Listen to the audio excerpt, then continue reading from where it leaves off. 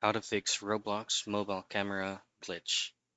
And this very quick video, I'm going to show you the most general way to do troubleshooting step if you're encountering an issue with your Roblox mobile camera.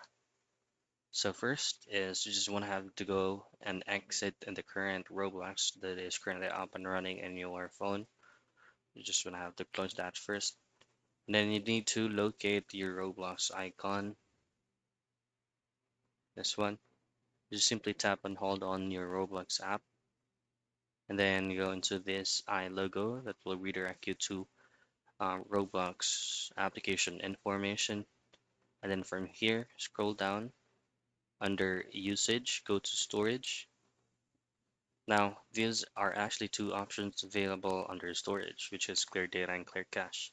You can definitely do both of them. It will not ruin your Roblox account.